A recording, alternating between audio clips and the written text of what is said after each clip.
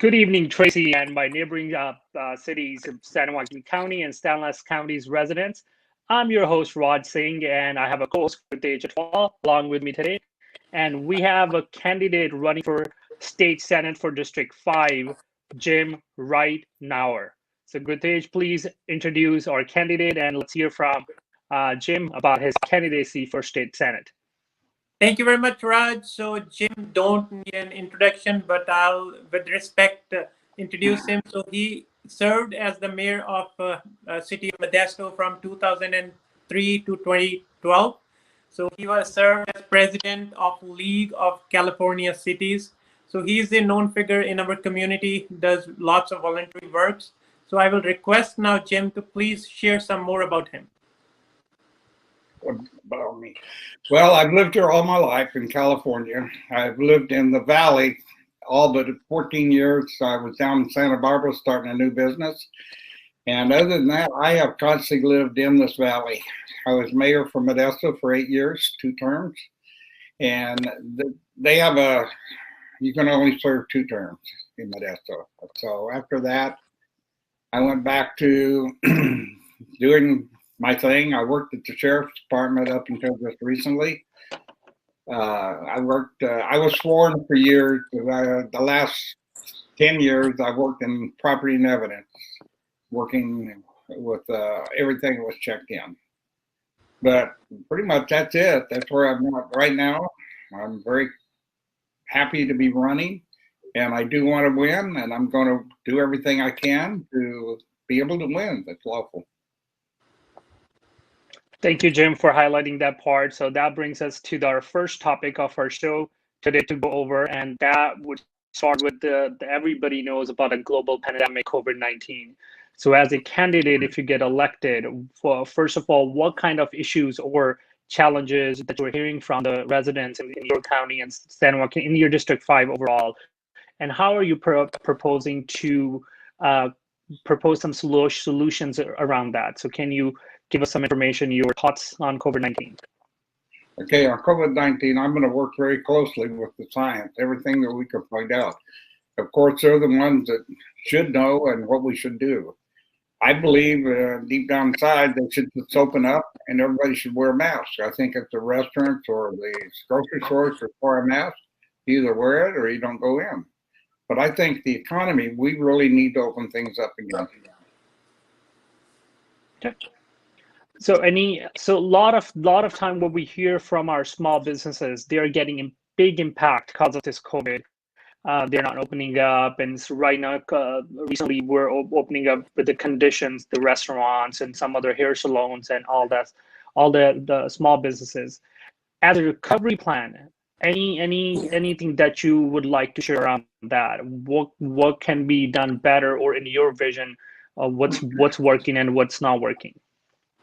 Well, I believe, as I said earlier, they should open it up. I think that the restaurants, the grocery stores, all should require masks. I think until we get over this, and we've already proven wearing masks, we're reducing our hospitalizations and everything in Stanislaus County, I know. And I just believe you open it up and you let the owners decide about masks. I travel around here in Modesto and Stockton, and there's a lot of places that require them. I wear a mask. But I think other than that, if we don't start opening up, I think there's going to be a lot of businesses that can't make it through this. And with everything, I think when they don't use what they've told us to do, and, wear a mask, stay apart. That's the other thing. You have these big parties going on. And I'm surprised that out of a few of those beach parties, we didn't have a lot more COVID. But I think we have to listen to the people who knows. One of the things is we really need to focus on bringing business back, because the small business owners, even some of the larger business owners that ain't open, we're hearing daily where they're not going to come back. The other thing we need to do is lower the tax and regulations on business. I mean, to a point right now, who would really want to start a business in California or in our counties? We tax them. When I was mayor, I thought it was ridiculous what we charged.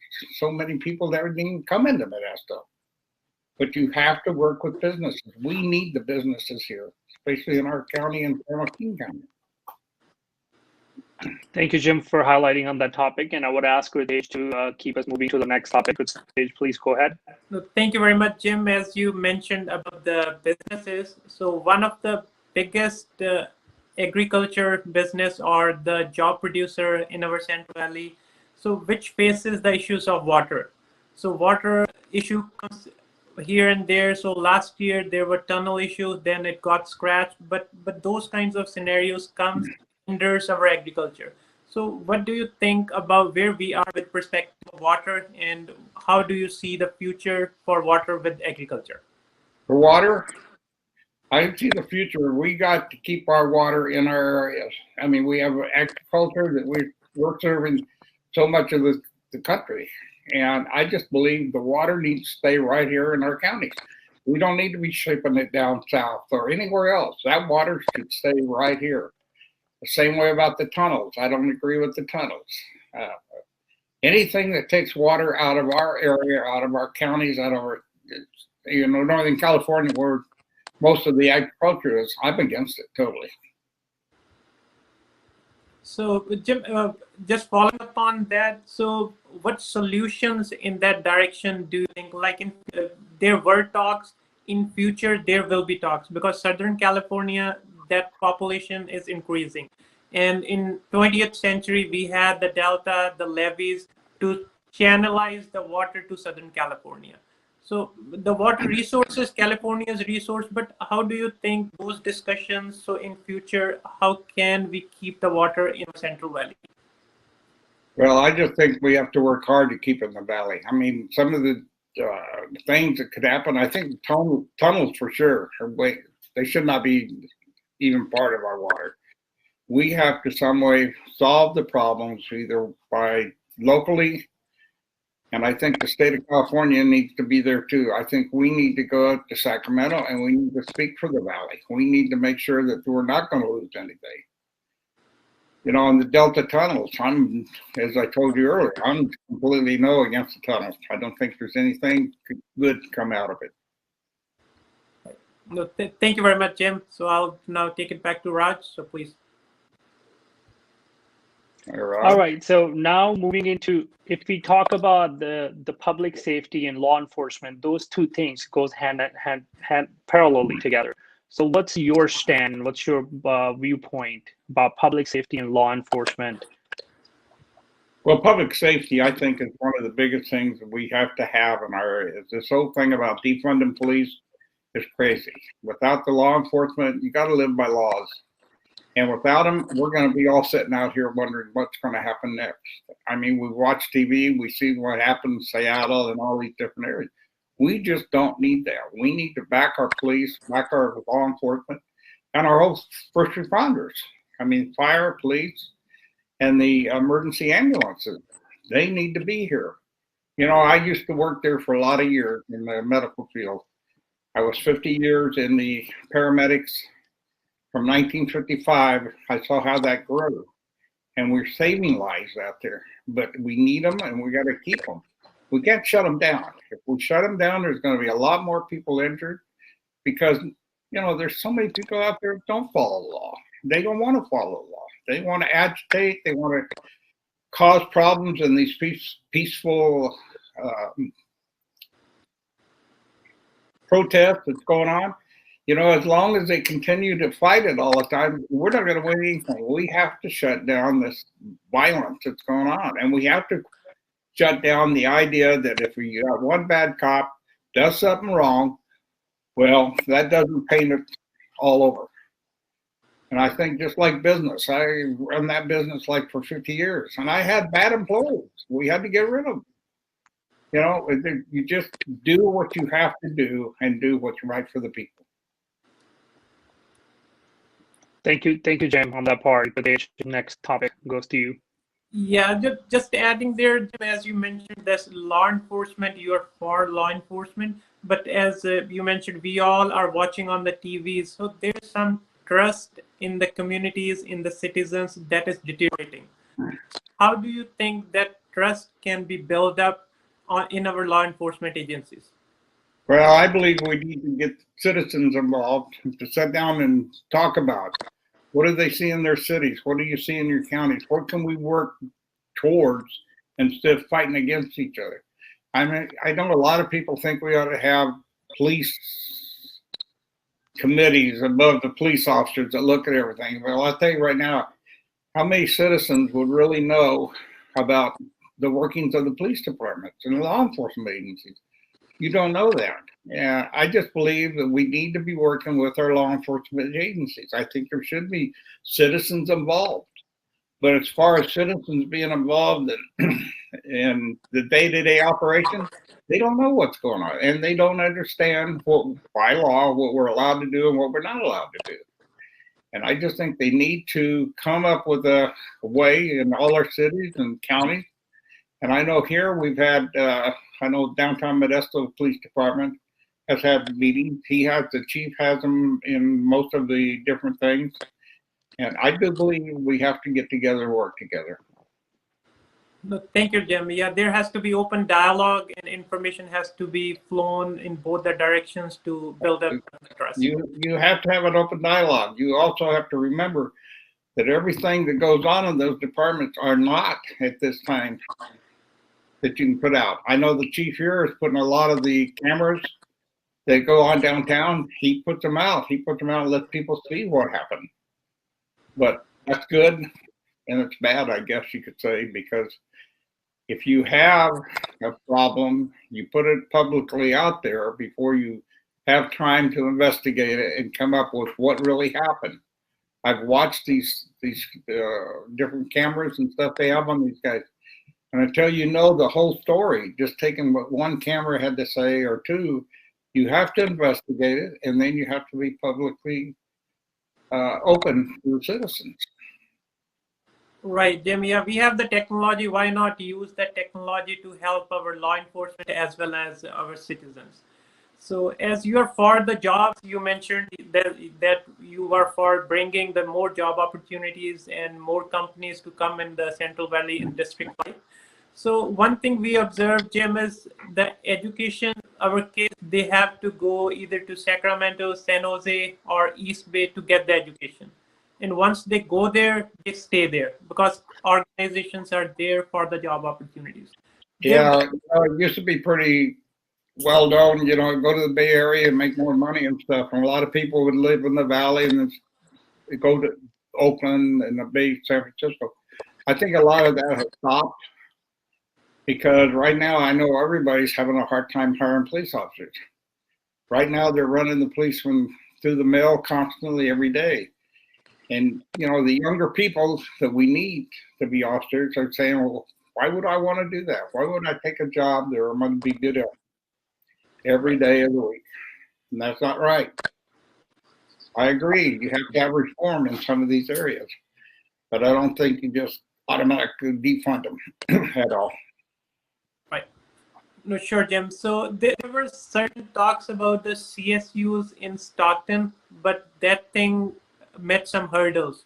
So what do you think where we are from the education perspective now, and how do you see the future of District 5 where we can have higher educational institutes for our kids? I can't hear. But I think there's a technical difficulty. Can you repeat your question again? Yeah, Jim, I was asking about the CSU in Stockton. Oh, CSU. Yes. Yeah. I've looked at that quite a bit, and I just don't know whether it's good or bad. I know CSU in Stockton would be a great thing, but I think we really need to look at the whole picture on that. But right now, I'm against another CSU at this time. Okay. Thank you, Jim. Now I'll take it back to Raj. Just something on the education side. So when we talk about bringing more jobs, Jim, this is something I've been hearing from different folks that live in our San Joaquin County, San Luis County, but they work over the Altamont Pass in the Bay Area. When you talk about we're trying to bring a job sector here, especially if you look at the IT jobs. That's the Bay Area's hub of IT. They say we don't have a sustained workforce. And in order to create the sustained workforce, we need to have educational institutions so they can produce the graduates in the pipeline. So I'm just trying to understand your point of view or your standpoint, not having a CSU or any other university. How are we going to manage that workforce then? Well, I know we need the education for all of these people, but at this point, I just don't see us adding another college at CSU and Stockton. It's just, number one, we need to be able to fill our colleges. And right now, I don't think that adding at CSU will do anything for education. I don't think it'll do anything right now, any more than it's being done right now in jobs or anything else. I just believe that we need to look at that. I'm not totally saying no, but I think there's got to be a real good look at what we're going to do. We add another CSU. Is that good? Right now, I don't know. Okay. I mean, with colleges closed right now, and I know how important it is that we do train people for jobs. I think we need to look at more too about the people that are unable to go to college. We need to have training in mechanics or whatever else we got out there that we can train them. And we can do that in our JCs. We can do it in high school. In fact, they need to start training now. But right now, no, I'm not ready for another CSU at this time. Okay. Thank you for giving your point of view on that. That brings me to our next topic, which is regarding the healthcare side. So if you look into your District 5's area, Mountain House in Tracy, it's rapidly growing at such a fast pace, but there's only one hospital that serves both cities, Mountain House and Tracy. So what are your thought process, or how do you see a future towards serving the population in these towns and giving them the hospitals services? You know, I was mayor in Modesto when Kaiser wanted to come to Modesto, and there was a lot of pushback. A lot of people didn't want to see that happen, especially the people who lived around the area. They had a lot of pushback to it. I think you have to look, is it a good plan? Are you going to have population that will use the hospital? It depends on what hospital is it. Is it a Kaiser? Is it any of them? But as far as having another hospital, I've been, years ago, I was connected with Tracy's because we started the ambulance service there and we knew the people there. But I just think right off here that we need to look at this thing, and if a hospital can be fulfilled there, then fine, I'm for it. Thank you, Jim. Good stage.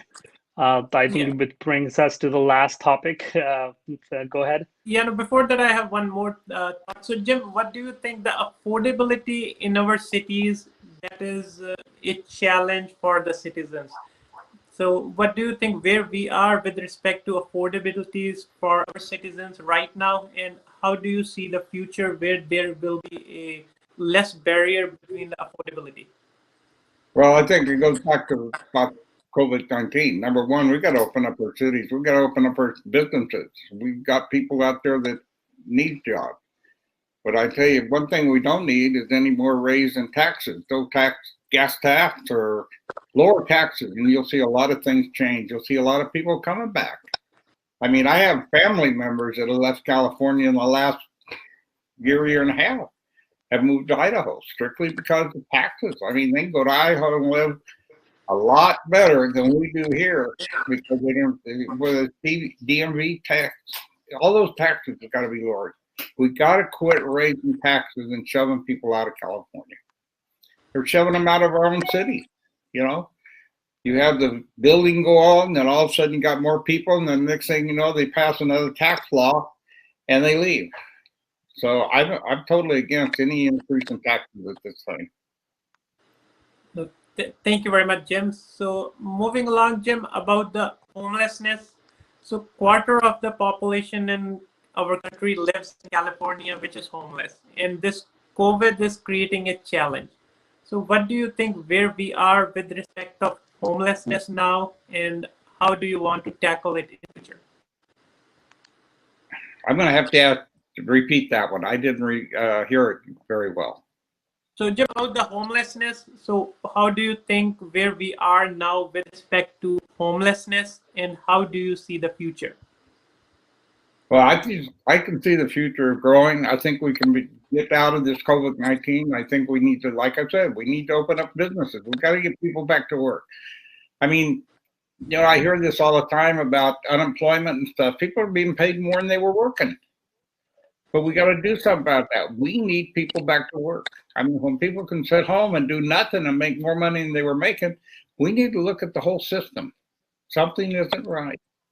And if we don't get together and look at that, none of it's going to win. It's got to open up our businesses. And like I said, we got to lower taxes, and we got to quit raising these taxes on businesses. Businesses can't even open up because of the taxes that we're charging. Sure. Thank you, Jim. Well, I think we got a bright future. I really do. Once we get over this COVID-19, get people back to work, I think we'll go back, and I think we'll have a very bright future. And if I'm elected, I'm going to do a lot of screaming and hollering to get it that way. I want people to have an open door to get to us, get to the legislators, get to your city council, board of supervisors. You know, I hear this all the time. Well, you know, I called them 12 or 15 times and never return calls. Hey, you're there because you were elected to do a job. And part of that job is you talk to people, you ask questions. There's none of us that can sit here and make all these decisions unless you sit down and you actually look at what's going on. You got to ask questions. You got to get out in your communities. Find out what's going on. Just don't sit in your office thinking you're going to make all these good decisions.